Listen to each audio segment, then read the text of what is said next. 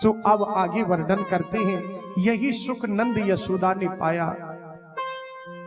आगे सुखदेव बाबा वर्णन कर रहे हैं कि परीक्षित कि एकदा ग्रह शिशु यशोदा नंद गेहिनी कर्मांतर नियुक्तासु निर्मंथ स्वयं दधीह यानि यानि गीतानि तद्वाल चरितानि च दधि निर्मंथने काले स्मरन्ति तान्य गायत।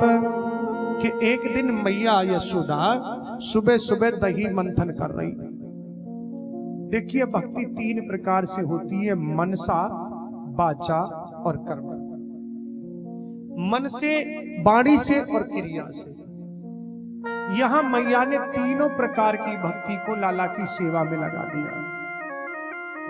कि लाला के ऊपर जो कवियों ने पदावलियां लिखी है, वाणी से उनका उच्चारण कर रही है, मन में लाला को चिंतन कर रही है कि लाला जगेगो तो माखन मांगेगो, भूखो जगेगो, और क्रिया से लाला के लिए हाथों से दधी मथ के और माखन निकाल रही है। अब तीनों प्रकार की भक्ति को अगर कन्हैया के शरण में लगा दिया जाए तो महाराज फिर वो सोता रहेगा क्या? कन्हैया तुरंत जग के आए और रई पकड़ के खड़े हो गए। माखन चाहिए। मैया बोली बेटा भी रुक जा। सो मैया ने उठा के लाला को गोदी में लिटा लो। कन्हैया बोली कि बात कहूं मैया?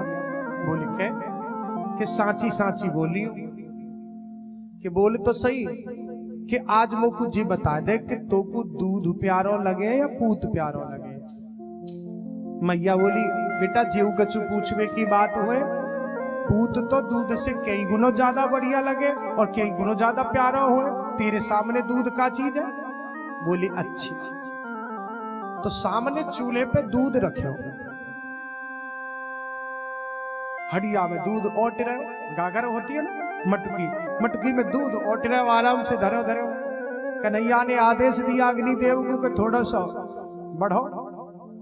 जैसे ही बढ़े सोई मटकी में ते दूध उफनन लगे। एक गोपी ने जब दूध जरे की सुगंध सूंघी तो दौड़ी दौड़ी आई। सो बोली ए नंदरानी, देखिए तुम सुबह से का लाला की बातन के चक्कर में लग रही हो, दूध चूल्हे पर रखे हो रखा है, दूध सब उफन गयो। मैया ने उठाया गोदी में तो लाला को फेंक के बोली दायरी के सवेरे ते परेशान कर रखे हो, तेरे चक्कर में मेरा दूध सब फैल गया। बोले वाह इतनी जल्दी? तो बोले अच्छा बुढ़िया वही कह रही कि दूध प्यारो ना पूत प्यारो लगे। अब पूत दूध के पीछे पूते दूध गोदी में तो फेंक के चली गई है, अभी देखूंगा। सो बाहर को गयो, कन्हैया गयो बाहर को। सो ईट पत्थर उठा लाए इतनी बड़ो, लाए के पत्थर और जा मटकिया में चलामनी में और दही बिलो रही मैया यशोदा। 40 शेर दही आओ करता हूं। और यशोदा मैया के ददिया सास के टाइम की मटकी सुल्लाए के पत्थर मारे से दो पल्ला वाके। अब तो डरन लगे। बोलो कि मैंने तो सोची खाली आवाज करेगी जी तो फूट गई। अब फूट गई तो या को मतलब जे कि बुढ़िया छठी तक को दूध याद दिवा देगी। सो लेके और फट भाजो सो दूसरे आंगन में जाके खड़ो गए। मैया आई तो देखी मटकी फूट रही है, पूरे आंगन में दही दही फैलो पड़े हुए। मैया पहले तो मुस्कुराई, गुस्सा नहीं आया। मुस्कुराई के देखो तो सही है, तनक से छोड़ा है, मैंने तनक गोदी में से उतार दो तो कितनी गुस्सा है, जाके अंदर मटकी फोड़ के चलोगे। पर मैया ने विचार किया कि यदि मैंने याकू अवई ना डांटे तो जे जरूर बड़ो है कि बिगड़ जावे हो। तो हाथ में एक सांटी लई और लेके आंगन में पहुंची कन्हैया। और कन्हैया ने कहा करे दूसरे आंगन में जाके एक उखल पे खड़े है कि और बंदरन को माखन लुटाए रहे। क्यों? क्योंकि पिछले त्रेता युग में इंद्र बंदरन ने भूखे प्यासे रह के और मेरे संग रावण से युद्ध करो, तो अब इनको भर पेट माखन खवाए के पहलवान बनाए लो। रोज माखन खवाए रहे कन्हैया। कन्हैया ने देखो उकल पे खड़े खड़े महाराज कि मैया आ रही है, डर सांटी लेके हाथ में, सो छोड़ के उखल को और भाग चढ़े। महाराज आगे आगे कन्हैया और पीछे पीछे यशोदा मैया। उधर सुखदेव बाबा कहते हैं कि परीक्षित देखिए नेत्र बंद करके, ऐसा ब्रह्म तुम्हें फिर देखने को नहीं मिलेगा। अरे जिसके भय से काल भी कांपता है, आज वो यशोदा के छड़ी के डर के मारे थर थर कांप करके ब्रज की गलियों में नंगे पैर दौड़ रहा है। ऐसा ब्रह्म देखने के लिए नहीं मिलेगा। निर्गुण निर्ब्रह्म परम ब्रह्म परमात्मा निर्विकार निर्विशेष जगत पिता जगदीश्वर परिपूर्ण ब्रह्म आज ब्रज की गलियों में नंगे पैर दौड़ रहा है। वो भी यशोदा की छड़ी के डर के मारे थर थर कांप करके, आगे आगे कन्हैया और पीछे पीछे यशोदा मैया। जब यशोदा मैया कन्हैया के पीछे भाग रही थी तो उसके जूड़ा में कुछ पुष्प लगे हुए थे। वे पुष्प जूड़ा से गिर करके और चरणों में गिरते हैं कि धन्य हो यशोदा मैया, उस जगत पिता को तूने पुत्र बना लिया, तो ऐसी माँ के हम सिर पर रहने योग्य नहीं, हमें तो तेरे चरणों में स्थान चाहिए। मैया का सारा श्रृंगार अस्त व्यस्त हो गया। मैया बोली बेटा रुक जा। कन्हैया बोलो ना तू मारेगी। मैया बोली बिल्कुल ना मारे। तो फिर छड़िया लेके काई को भाज रही है। बोली बेटा बुढ़ापो है, या बुढ़ापे में अच्छे अच्छे ने छड़ी की जरूरत पड़ जाए, लठिया की जरूरत पड़े। तो बोली कि तो डर लग रहा हो। बोली हाँ। तो ले लाठी फेंक दी। लाठी फेंकी मैया ने कि आ जा। क्या करेगी कि बेटा मैं मारूंगी ना। तो क्या करेगी? ते घी बुरे ते आरती उतारूंगी, आ जा। अब समझ ही ना पायो कि काय आरती की कह रही है। जैसी थोड़ा सा आया उस धम्म से कूद के मैया ने पकड़ लियो। चलो है ना, चोर जा घर में पकड़ो जाए ना, बे घर वालों भी चोर को साथी मानो जाए। कि तेने उखल पे खड़े है कि बंदर को माखन लुटा रहे हो ना, इसलिए मैं तो को आज उखल से ही बांधूंगी। इस लीला को कहते हैं दामोदर लीला। क्या कहते हैं? दामोदर लीला। दाम माने रस्सी, उदर माने पेट, इसलिए इस लीला का नाम है दामोदर लीला। कि आज तो को बताऊंगी। चल। मैया ने एक रस्सी उठाई और कन्हैया को बांधने लगी, तो रस्सी 2 अंगुल कम पड़ गई। और रस्सी लाई, धीरे धीरे करके जितनी भी घर में रस्सी ही का सब जोड़ दें, लेकिन कन्हैया में बांधने में 2 अंगुल कम पड़ जाती है। जब मैया को पसीना में लथपथ देखियो ना, सो कन्हैया फिर अपने आप मैया के बंधन में बंध जाता। देखिए यहां पर 2 शक्तियां प्रकट हुई। एक माधुर शक्ति है। माधुर शक्ति कह रही है कि ये मेरा बेटा है, मैं इसे बांध करके रहूंगी। एक ऐश्वर्य शक्ति है, वे कह रही है ये जगत पिता है, जगदीश्वर है, ये ईश्वर है, मैं इसे रस्सी में बंधने नहीं दूंगी। इन दोनों रस्सियों की आपस के झगड़े में 2 अंगुल रस्सी कम पड़ जाती है। लेकिन भगवान बंधन में कब बंधते हैं? भक्त का परिश्रम पूर्ण हो और भगवत कृपा पूर्ण हो जाए तो भगवान भक्त के बंधन में बंध जाते हैं। अब मैया को पसीना में लथपथ देखियो तो महाराज तुरंत कन्हैया मैया के बंधन में बंध गए। मैया बोली चल। अब बांध के मैया लाला को और चली गई। 2 वृक्ष खड़े थे नंद भवन के दरवाजे पर, यमलार्जुन के। कन्हैया धीरे धीरे से गए जाकर के और दोनों वृक्षों के बीच में से निकले और हल्को सो उखल अटकायो। जो थोड़ो सो झटका मारो कि दोनों वृक्ष टूट के गिर पड़ी और उनमें से 2 पुरुष जिनका नाम है नल कुंवर और मणगिरी, ये दोनों कुबेर के बेटा हैं। एक बार नग्न होकर के जल में स्नान कर रहे थे तो नारद बाबा को देख करके इन्होंने वस्त्र धारण नहीं किए। उसी समय नारद बाबा ने इनको श्राप दे दिया कि जाइए तुम दोनों जड़ वृक्ष हो जाओ। तो क्षमा याचना मांगी नारद बाबा से। तब इन्होंने कहा कि महाराज जाइए, तुम्हारा उद्धार भी साक्षात भगवान के हाथों से होगा। सो आज भगवान ने उद्धार किया। दोनों हाथ जोड़ करके खड़े हो गए कि बोली सरकार हमें क्षमा करना। भगवान बोले बताइए तुमको क्या चाहिए? बोली सरकार बस यही दे दो कि बाणी तुम्हारा गुणगान गाए, कान केवल तुम्हारे ही गुणगान का रस स्वादन करे, नेत्र हमेशा तुम्हारा दर्शन करे, कर तुम्हारी सेवा करें और चरण हमेशा पैर हमेशा तीर्थ में घूमे। बस यही वरदान दे दीजिए। भगवान ने वरदान देकर के उनको उनके धाम को भेज दिया, यहाँ पर नल कुंवर का उद्धार किया। बोली वृंदावन बिहारी लाल की जय। आगे बाबा श्री सुखदेव जी महाराज वर्णन करते हैं कि परीक्षित, एक बार भगवान ने मन में विचार किया कि हम ब्रज में आए हैं किसके लिए? ब्रजवासियों का कष्ट दूर करने के लिए। लेकिन जमुना जी की हृदय में कालिया नाग रहता है। अब दाऊ दादा बिरादरी के हैं क्योंकि वे शेष अवतारी हैं, तो बोले कि उस कालिया को निकालना है, लेकिन कब? जब दाऊ दादा साथ ना हो। तो सब ब्रज मंडली को, अपने ब्रज के सखाओं को बोले कि चलो भाई, और चल करके जमुना जी के तट पे खेलेंगे। सखा बोले कि नहीं कन्हैया, हम नहीं जाएंगे, वहां कालिया नाग रहते हैं, गाय जल पी लेती है तो वे मूर्छित हो जाती है, पक्षी उड़ने वाले नीचे गिर करके मर जाते हैं, भैया हम तो अपनी माँ के इकलौते, हम तो जाएंगे नहीं। कन्हैया ने बहला फुसला करके उन सखाओं को लेकर के चले गए। जब सखाओं को लेकर के गए तो खेलते खेलते कन्हैया ने गेंद में इतनी जोर से बल्ला मारियो कि गेंद कूद के जमुना जी में गिर पड़ी। और ब्रजवासी के मन में वो भाव भर दिया कि वो उसी गेंद को लेने को प्रयास करे।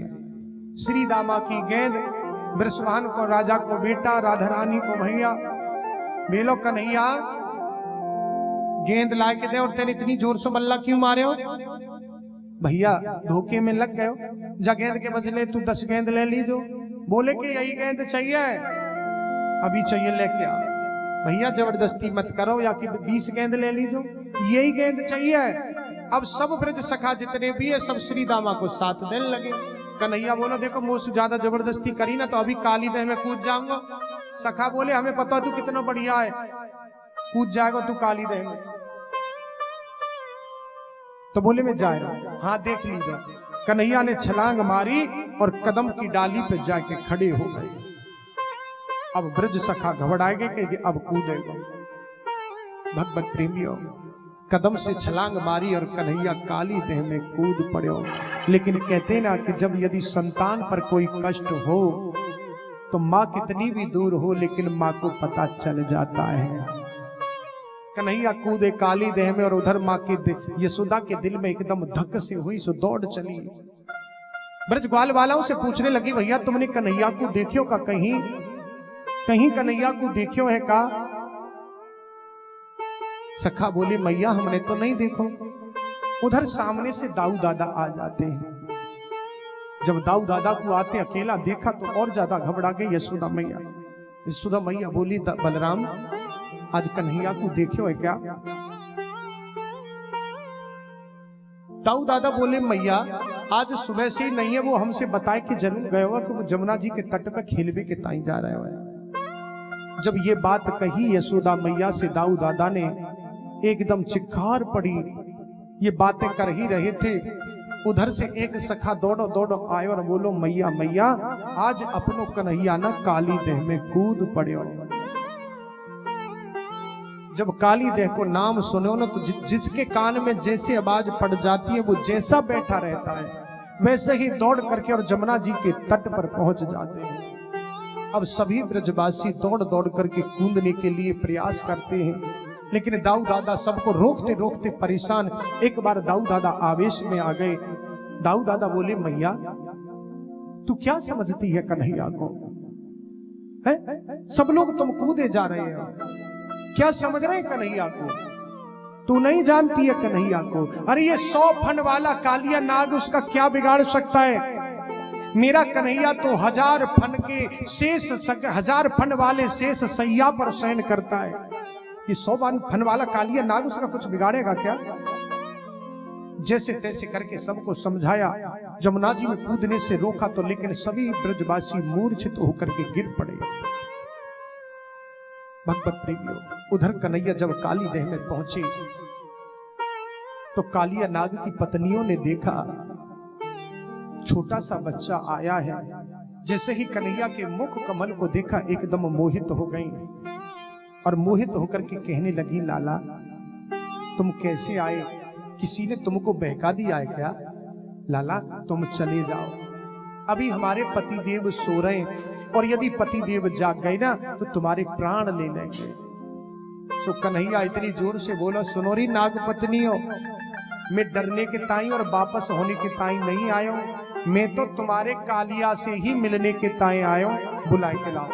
इतनी जोर से आवाज लगाई कि कालिया के कान में पहुंची। सो कालिया एकदम फड़फड़ाता हुआ आयो और जो फुंकार मारी और आके कन्हैया को अपने शरीर में लपेट लियो।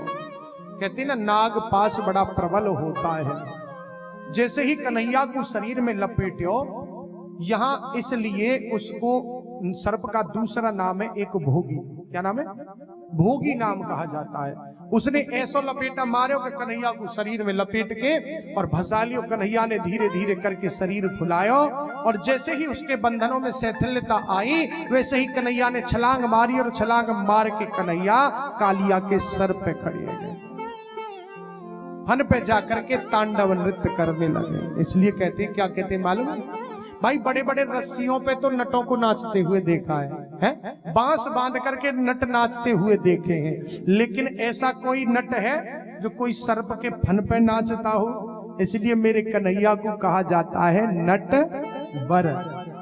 क्या कहते हैं? नटवर का मतलब जिन नटों का भी वो स्वामी है कि नटवर नागर नंदा भजो रे मन गोविंदा। कन्हैया उनके कालिया के फन पर नृत्य करने लगा। इस फन पर जाता है तो दूसरे फन से खाने के लिए चेष्टा करता है तो पैर मार करके उसे नीचे कर देते हैं।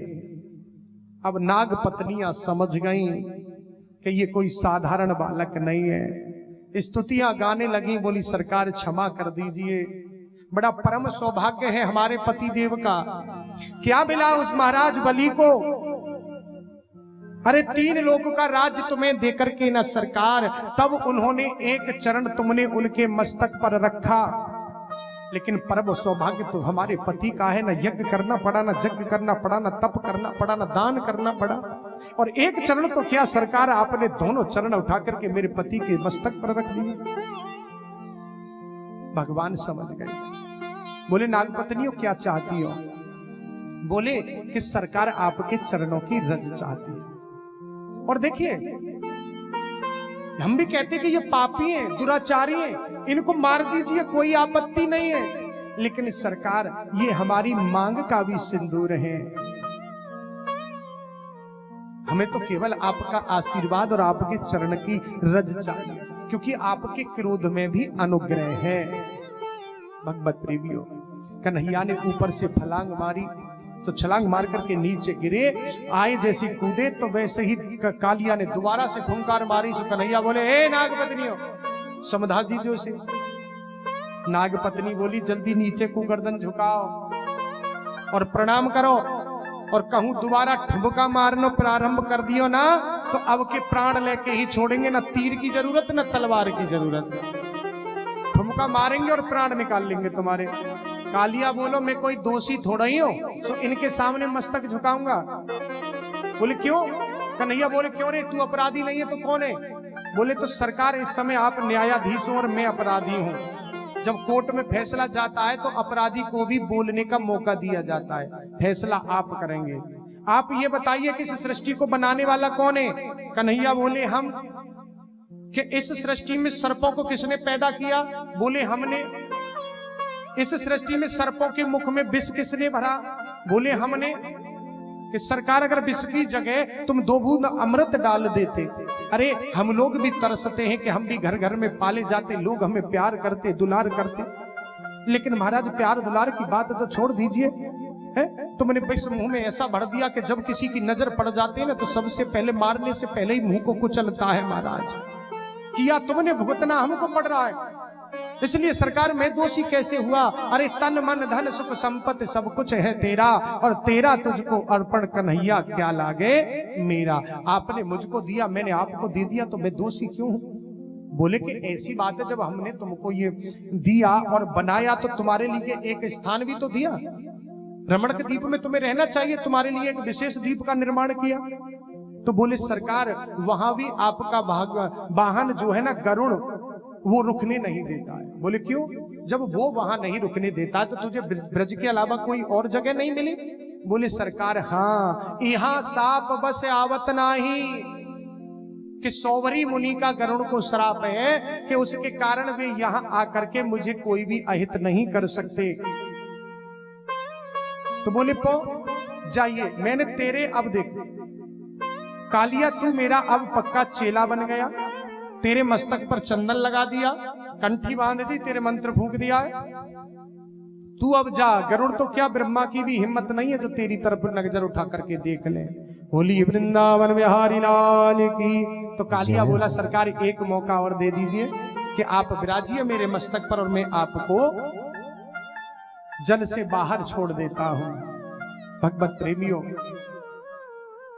आज कालिया नाग कन्हैया को दोनों अपने मस्तक पर खड़ा करके और जैसे ही यमुना जी से बाहर लेकर के आया, जैसे ही मेरे गोविंद ने बांसुरी बजाई और बांसुरी बजा करके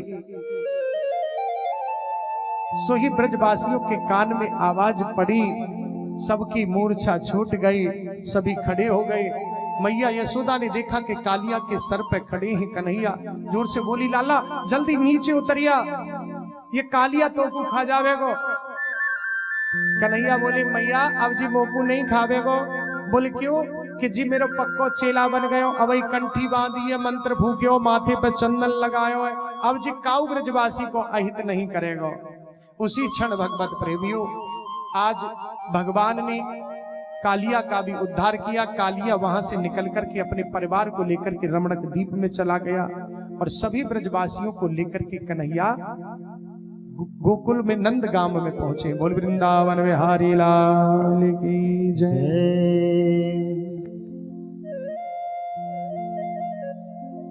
बाबा श्री सुखदेव जी महाराज वर्णन करते हैं कि आगे परीक्षित एक बार पूरे ब्रजमंडल में आगनी लगी थी, दावाग्नि में पूरा ब्रजमंडल झुलस रहा था। तो मेरे कन्हैया ने उस दावाग्नि का पान किया। कहां पर? उस दावाग्नि का पान किया कन्हैया ने। आपने देखा है ना विद्यापीठ के जब रास्ते में जाते हैं यहाँ तो दावानल कुंड नाम की एक जगह पड़ती है, उस जगह पर खड़े होकर के मेरे कन्हैया ने दावाग्नि का पान किया। जब से उस जगह का नाम दावानल कुंड पड़ गया है। आगे बाबा श्री सुखदेव जी महाराज वर्णन करते हैं कि परीक्षित दीपावली का दिन आया, उस दिन सुंदर सुंदर पकवान बनाए जा रहे थे। तो कन्हैया ना जाने कहीं से घूमते फिरते आ गए और आकर के देखा बड़ी सुगंध आ रही है पकवानन की। तो कन्हैया ने कहा मैया भूख लग रही है बड़ी जोर से, कुछ खाए के ताई दो चार पकौड़ी पकड़ाए दे। मैया बोली दूर दूर दूर, चौका से दूर, जितने बीच में चौका लग रहा हुआ है उससे दूर रहे। बोले क्यों? कि भगवान को भोग लगेगा। मैया मुंह बांध के, सर बांध के, केवल आंख ही आंख दिख रही है, हाथन पे बांध बूंद के जब पकवान बना रही है। बोले कौन से भगवान को भोग लगे? कन्हैया बोलो हमसे बड़ा भगवान को आएगा जब भोग लगे है। मैया कौन से भगवान का भोग लगेगा? मैया बोली इंद्र भगवान। चलो जाए यहाँ से, इंद्र कब से भगवान है? कन्हैया बोलो कि मुझ चलो जाए यहाँ, बहुमत करे बाबा से बात कर। सो रोतो कन्हैया को फिटकार के भगाए दो। सो महल के दरवाजे पे बाबा पूजन की सामग्री मिला रहे। सामग्री जब मिला रहे बाबा, तो बाबा से जाके गोदी में बैठ के कन्हैया बोले बाबा हमने आज मैया से पकौड़ी मांगी, मैया ने हमको ना दई और फिटकार के भगाए दियो। मैया से हमें पकौड़ी दिलवाए दे। बाबा बोले बेटा जब तक भगवान को भोग नहीं लगेगा ना तब तक कुछ भी खाए के ताई नहीं मिलेगा, बाद में बचेगा कोई प्रसाद मिलेगा। बाबा बोले, कन्हैया बोले कौन सा भगवान? बोले इंद्र भगवान। कि इंद्र कब से भगवान है गए? अपने मन में सोचने लगे कि हमसे बड़ा इंद्र भगवान है। बाबा कब से है इंद्र भगवान? बोले बेटा इंद्र भगवान नहीं है तो कौन है? बोले क्यों? कि वे मेघन के राजा हैं, खाने के ताई हम उनसे ही ले रहे हैं। वे वर्षा को जल वर्षा में हरी हरी फसल होए, अन्न पैदा होए, हरी हरी घास होए, और हरी हरी घास होने के बाद में हमारी गैया उस घास को चरे, और गैया घास चरने के बाद फिर वो घास को चर करके मनन दूध दे। और वह दूध को पी के हम लोग ब्रजवासी खूब छाछ दही और घी को सेवन करें और खाए खाए के सब पहलवान हैं जा। बोले बाबा एक बात बताओ, आधे ब्रजवासी ने इंद्र की पूजा करी और आधे ने ना करी, तो या को मतलब आज जिनने पूजा करी है उन्हें के खेतन पर जल बरसावेगो और जिनने ना करी उनके बिना बरसावेगो। नंद बाबा बोले लाला सीधी सीधी बोल, देख मुंह से टेढ़ी मेढ़ी बातें मत करे, सीधी सीधी बोल। कन्हैया बोले सुनो बाबा, इंद्र कोई भगवान भगवान ना है, हमारे प्रत्यक्ष देवता तो गिरिराज जी महाराज हैं, हमारे प्रत्यक्ष देवता तो गिरिराज जी महाराज हैं और हम लोग ने गिरिराज जी को पूजन करना चाहिए, जिनकी तलहटी में गैया घास चर चर के और हमको मनन दूध दें। तो बोले ऐसी बात है, तो सब ब्रजवासी को इकट्ठो करो और इकट्ठो करने के बाद में ब्रजवासी को और नंद बाबा ने कही कि भैया चलो अब के लाला को कहो मान लो। तो ब्रजवासी बोले हमारी कछु शर्त होंगी। बोले का कि ये शर्त होगी कि सुन, पहले तो इंद्र की पूजा कर रहे हैं अब की बार, कि हमारी टूटी फूटी जो सेवा है, जो सामग्री है, वो तेरे भगवान को स्वीकार करनी पड़ेगी। कन्हैया बोले मंजूर है। दूसरी कि जो हम लोगन को जो प्रसाद है तेरे गिरिराज जी को प्रत्यक्ष प्रकट है कि इसको भोग लगाना पड़ेगा। कन्हैया बोले मंजूर है। तीसरी शर्त है कि तेरे भगवान को अब के हम इंद्र की पूजा बंद कर रहे हैं तो इंद्र कोप करेंगे, तो इंद्र के कोप से तेरे भगवान को हमारी रक्षा करनी पड़ेगी। बोले मंजूर है। तो अब सब ब्रजवासी पूजा करने के लिए चल दिए। बोली वृंदावन बिहारी लाल की जय हो। कि बाकी बिहारी तेरी आरती गाऊं, गिरधर तेरी आरती गाऊं, बाकी बिहारी तेरी आरती गाऊं, गिरधर तेरी आरती गाऊं, आरती गाऊं प्यारे तुम्हें को रिझाओ, बाकी बिहारी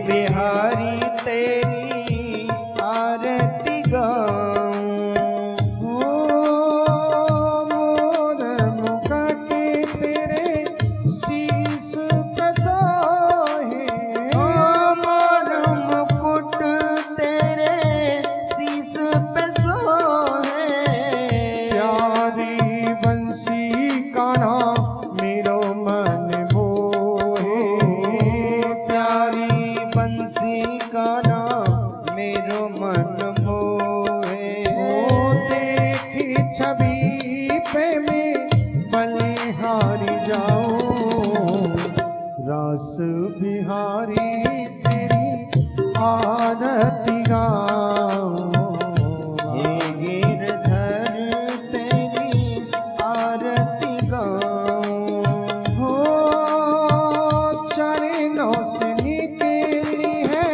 गंगा प्यारी, चरणों से निकली है गंगा प्यारी, जिसने सारी दुनिया तारी, जिसने सारी दुनिया तारी, उन्हीं चरणों की मैं दर्शन पाओ, बाकी बिहारी तेरी आरती गाऊं, कुशल बिहारी तेरी आरती गाऊं, हो ब्यासी आराधी के नाथ आप हो, व्यास अनाथ के नाथ आप हो, सुख दुख जीवन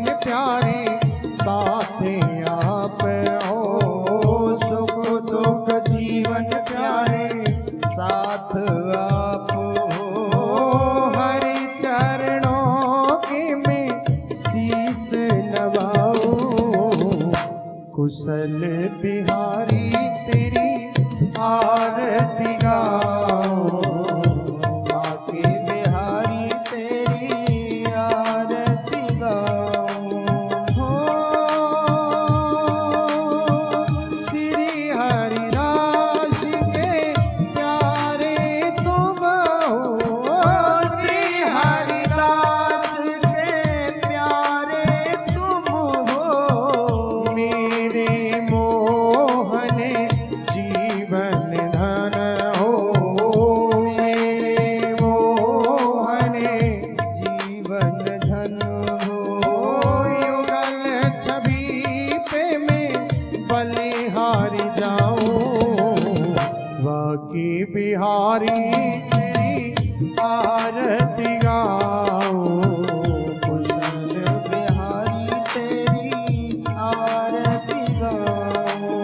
हो संग सोहे वृष भानु दुलारी, संग सोहे ब्रस भानु दुलारी, ललिता विशाखा सखियां साई, ललिता विशाखा सखियां प्यारी। ओ युगल चरण में मैं, युगल चरण में मैं बलिहारी जाऊं, बाकी बिहारी तेरी आरती गाऊं, बाके बिहारी तेरी आरती गाऊं। बाकी बिहारी तेरी आरती गाऊं, बाके बिहारी तेरी आरती गाऊं। बाकी बिहारी तेरी आरती गाऊं, बाके बिहारी तेरी आरती गाऊं। दास बिहारी तेरी आरती गाऊं, दास बिहारी तेरी आरती गाऊं। कुशल बिहारी तेरी आरती गाऊं, कुशल बिहारी तेरी आरती गाऊं। श्याम बिहारी तेरी आरती गाऊं, श्याम बिहारी तेरी आरती गाऊं। बाकी बिहारी तेरी आरती गाऊं, बाके बिहारी तेरी आरती गाऊं। जय जय श्री राधे, जय जय श्री राधे, जय जय श्री राधे श्याम।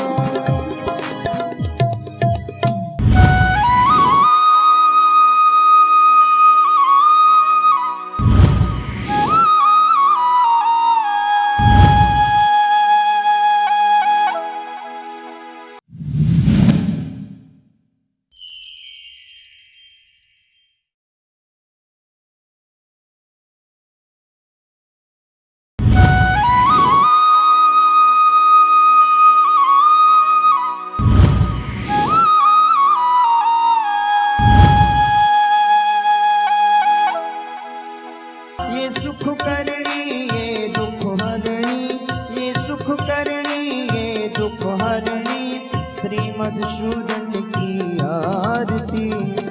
पापियों को पाप से है तारती, श्री भागवत भगवान की है आरती।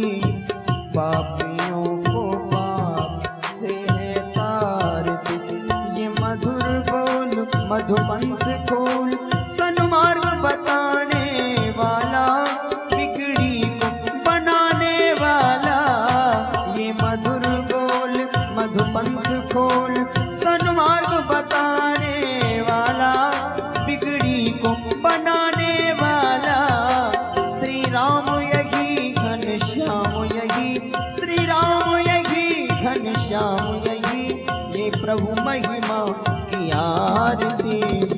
पापियों को पाप से है तारती, श्री भागवत भगवान की है आरती।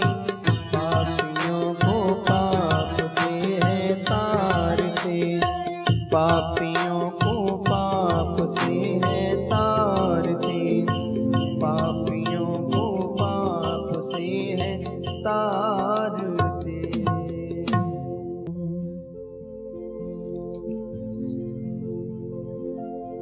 श्री गुरुदेवाय चरण कमलेभ्यो नमः। ॐ स्वस्ति श्री गणपतये नमः।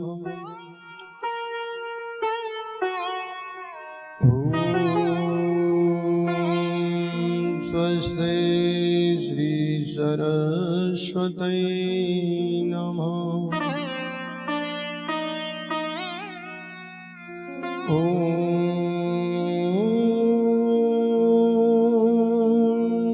स्वस्ति श्री विष्णवे नमः। स्थान देवता बिनो में, ग्राम देवता बिनो में, इष्ट देवता बिनो में, माता पितृ चरण कमलेभ्यो नमः।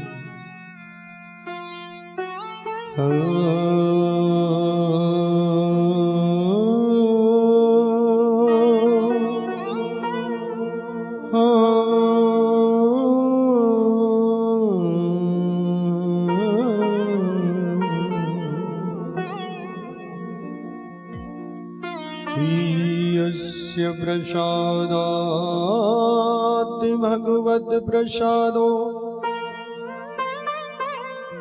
यस्य प्रसादान् गति कुतोऽपि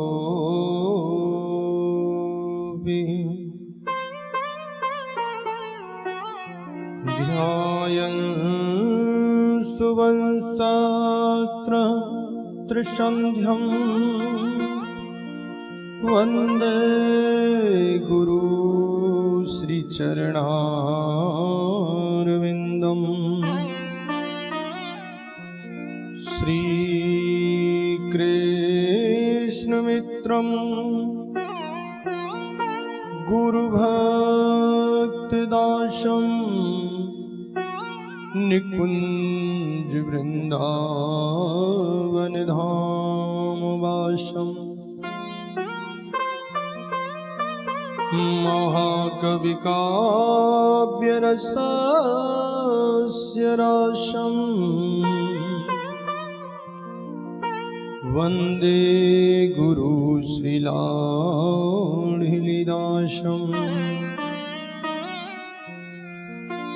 श्रीकृष्ण कृष्ण चैतन्य सनातन रूपक है, गोपाल रघुनाथात ब्रजवल्लभ महिमा। मनोजवं मारुततुल्यवेगं जितेन्द्रियं बुद्धिमतां वरिष्ठं वातात्मजं वानरयूथमुख्यं श्रीरामदूतं शरणं प्रपद्ये।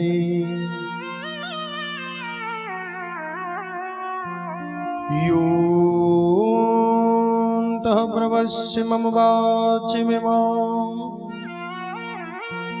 प्रसूप्तां सञ्जीवत्कृशक्तिधरस्वधामना। अन्यास्तहस्रचरणशुणत्कादीन् प्राणान् नमो भवते पुरुषाय तुभ्यम्।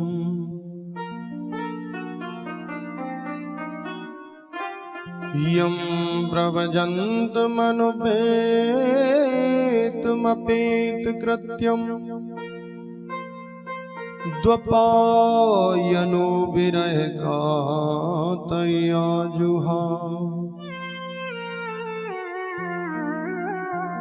पुत्रेति तन्तया तर्वोऽभिनेदुषा तं सर्वभूतहृदयं मुनिमानतोऽस्मि।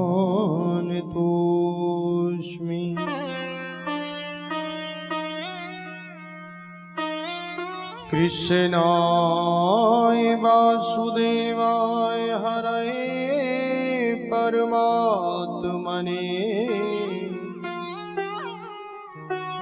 प्रणतक्लेशनाशाय श्रीगोविन्दाय नमो नमः।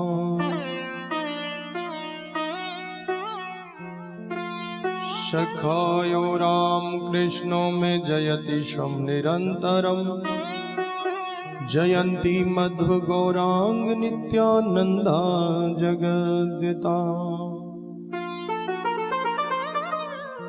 जय जय श्री राधा रमन, जय जय नवल किशोर, जय गोपी चित चोर प्रभु, तो जय जय माखन चोर। हो राधे मेरी स्वामिनी और मेरा राधे जो त्यारो दास, जन्म जन्म मोहे दीजियो श्री वृंदावन को वास। सब दारन को छोड़ के अब आयो तेरे द्वार। ओ वृषभानु की लाडली निक मेरी ओर निहार।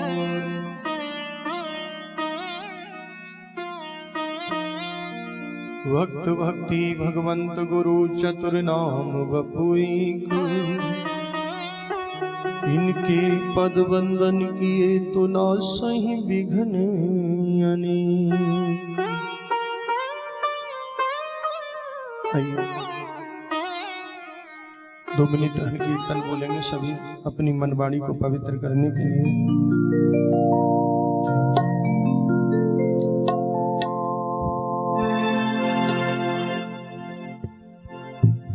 बोलिए वृंदावन बिहारी लाल की, बोलिए श्रीमद् भागवत महापुराण की जय, सद्गुरुदेव भगवान की जय। जय जय श्री राधे श्याम।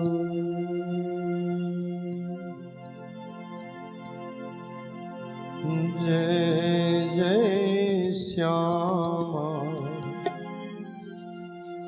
जय जय श्याम, जय जय श्री वृंदावन धाम। जय जय श्याम, जय जय श्याम, जय जय श्री वृंदावन धाम। प्यारी श्यामा प्यारो श्याम, प्यारी श्यामा प्यारो श्याम। जय जय श्री वृंदावन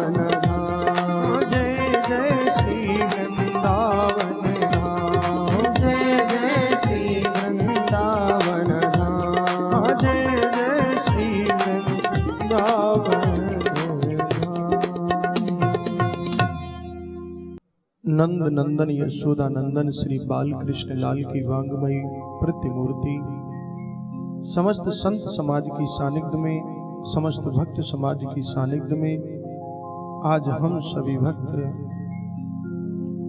श्री धाम वृंदावन की पावन भूमि में बैठ करके अपने कन्हैया के चरणों में ध्यान लगाते हुए आदरणीय परम श्रद्धेय श्रद्धा स्वरूपा रेणु माता जी चंडीगढ़ के आशीर्वाद से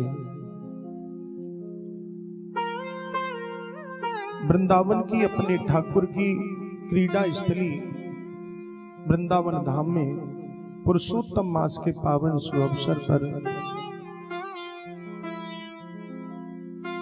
बैठकर की कथा श्रवण करेंगे। भगवत प्रेमियों, बाबा श्री सुखदेव जी महाराज कह रहे हैं परीक्षित से कि परीक्षित, भगवान ने सभी ब्रजवासियों को तैयार कर दिया गिरिराज जी का पूजन करने के लिए। सभी ब्रजवासी पूजन करने के लिए और गिरिराज जी की तलहटी की तरफ चल दिए। आगे आगे सांडिल मुनि पूजन की सामग्री, पूजन का थाल लेकर के चल रहे हैं। पीछे कन्हैया है, बाकी सब ब्रजवासी अपनी अपनी गाड़ियों में पकवान बना करके ले जा रहे हैं। जो भी भोग सामग्री बनी है वे सभी ले जा रहे हैं। उधर जब भगवत प्रेमियों ब्रजवासी जैसे ही गिरिराज जी महाराज की तलहटी में पहुंचे तो कन्हैया बोले कि भैया ब्रजवासियों, पहले गिरिराज जी महाराज को स्नान कराओ। तो जमुना जी में से जिस पे जो जैसा पात्र था, लोटा, बाल्टी, ढोल, जिस पे जो पात्र था सभी लेकर के दौड़े और जमुना जी से में से जल भर के लाई। सुबह 11 बजे से जल ढोने का नंबर लगाया और शाम को 4 बजे, लेकिन गिरिराज जी का अभी नख भी गीला नहीं हुआ और ब्रजवासी थकने लगे। तो कन्हैया ने पूछी क्या बात है भैया, जल्दी जल्दी जल लेके आओ। सो बोले लाला अब हमारी बस की बात नहीं है। तो बोले अब क्या किया जाए कि सुबह से जल ढो रहे बता नख तक को गीलो ना है भयो अभी गिरिराज जी को। तो बोले हम तो ये चाहे के लाला की जमुना जी जो यहीं आ जाए तो यहीं से भर भर के उठा उठा के पटक देंगे, गिरिराज जी को स्नान कराई देंगे। कन्हैया बोले तो अच्छा, जो पूजा करवावे को वही व्यवस्था करे हो। तो सभी ब्रजवासी नेत्र बंद करके गिरिराज जी को ध्यान लगाओ। जैसे ही ब्रजवासी ने गिरिराज जी को ध्यान लगायो, सो ही मेरे कन्हैया ने एक पल में चमत्कार कर दिया। कन्हैया ने अपने मन से ही गंगा जी को प्रकट कर दिया, जिसका नाम है मानसी गंगा। बोलिए मानसी गंगा महारानी की जय। मानसी गंगा को प्रकट किया। बोले जल्दी जल्दी लाओ जल भर के और स्नान कराओ। सभी ब्रजवासी ने गिरिराज जी को स्नान कराया। अब बोले भैया अब पूजन करो और भोग लगवाओ। तो जैसे ही भोग प्रसादी सजाई गई, 56 प्रकार के व्यंजन गिरिराज जी को सजाए गए। सो बोले कि लाला हमारी शर्त ही कि तेरे गिरिराज जी को हमारी टूटी फूटी जो भोग सामग्रियां वे स्वीकार करनी पड़ेगी और साक्षात प्रकट होकर इसको भोग लगाना पड़ेगा। तो बोले करो प्रार्थना गिरिराज जी सो। तो सब ब्रजवासी ने गिरिराज जी से प्रार्थना करी। सो गिरिराज जी महाराज चतुर्भुजी रूप में और गोवर्धन नाथ पर्वत के ऊपर प्रकट हो गए। बोलिए गिरिराज जी महाराज की जय। बोलिए बाल कृष्ण भगवान की जय। जैसे ही गिरिराज जी प्रकट भये, सो ब्रजवासी बोले लाला देख देख देख तेरे गिरिराज जी प्रकट हैगा। सभी ब्रजवासी ने जोर जोर से जयकारे लगाए। जैसे ही गिरिराज जी प्रकट भाई, तो गिरिराज जी बोले भैया ब्रजवासियों बड़ी जोर से भूख लग रही है, जल्दी से लाओ। अब तो महाराज चारों भुजान सु कन्हैया गिरिराज जी रूप में और गिरिराज जी महाराज पाने लगे। अब चारों हाथन से पा रहे। मधुमंगल खड़े हो कन्हैया के बराबर में सुकान में जाके बोलो लाला मोय तो लग रही है कि गिरिराज जी तो बहुत दिनंते भूखे हुए हैं, क्या जाए भोजन ना मिले। जैसे जब पैरों का यहाँ हिसाब थे तो हमें लग रही है कि प्रसाद की आशा दिखाई ना दे रही कि प्रसाद मिल जाए। कन्हैया बोले मधुमंगल थोड़ा शांति रखे, सबको प्रसाद मिले, दिक्कत चुले रहो। सो भगवत प्रेमी हो। गिरिराज जी महाराज ने खूब पेट भर के भोजन सबको प्रसादी मिली। एक सखी कन्हैया के कान में आके बोली एक बात बताऊं लला नो के कहो, मुझे तो कुछ गड़बड़ लग रही है। बोले क्यों? कि जब तुम्हारे गिरिराज जी की और तुम्हारी शकल जो है एक जैसी लग रही है। तो दूसरी सखी बोली तू पागल है गई है, क्या सोच रही है? तो बोली कि मैं तो यही सोच रही हूं कि कोई गिरिराज जी फिर राजी ना हो, यही गिरिराज जी बनो फिर रहो खाए के ताई। सखी बोली कि लाला साची साची बताओ, और नहीं तो कि चतुर सखी एक बोल पड़ी मैं कर दूं भंडा फोड़, और गिरिराज कोई और नहीं अरे ये है माखन चोर। अभी बता रही हूं। कन्हैया बोले शांति रख, तो कुछ कह रही है चो कि देख जा गैया को दूध हमने पियो, वाही गैया को दूध हमारे गिरिराज जी ने पियो है। तो वाही गैया के दूध के प्रभाव से हम दोनों की शकल मिलती जुलती है। जा समय पे पैदा भये वही समय हम पैदा भये, तो याद वजह से तो कुछ शकल लग रही है। फिर मेरे कन्हैया ने जब शक होने लगा सबको, तो ऐसी माया चलाई कि सब कुछ भूल गए। गिरिराज जी को पूजन करके आए। उधर नारद बाबा पहुंच जाते हैं इंद्रदेव के पास में, और इंद्र से जाके बोले कि महाराज ब्रज में से पत्ता साफ हो गया तुम्हारा, दीपावली निकल गई, प्रतिपदा निकल गई, अभी तक कोई पूजन नहीं हुआ, क्या बात है? बोले कि यही तो बात मेरी समझ में नहीं आ रही है नारद बाबा, कारण क्या है? तो नारद बाबा बोले कि भैया पत्ता साफ है ब्रज में सो। अब कोई पूछने वाला नहीं। बोले क्यों? कि वो छोटो सा जो नंद को छोरा है ना, ब्रज में वही भगवान बन के फिर रहे हो, अपनी आप ही पूजे आप पुजावे, खुद पूज भी रहा है और बैठ करके पूज भी रहा है, वही भगवान बन रहे हुए। तो तुरंत इंद्रदेव ने अपने सांवर्तक नाम के मेघों को बुलाया और बुला करके कहा कि जाइए ब्रज के ऊपर इतनी जल वृष्टि करो कि पूरा ब्रजमंडल 84 कोस जल में डूब जाए।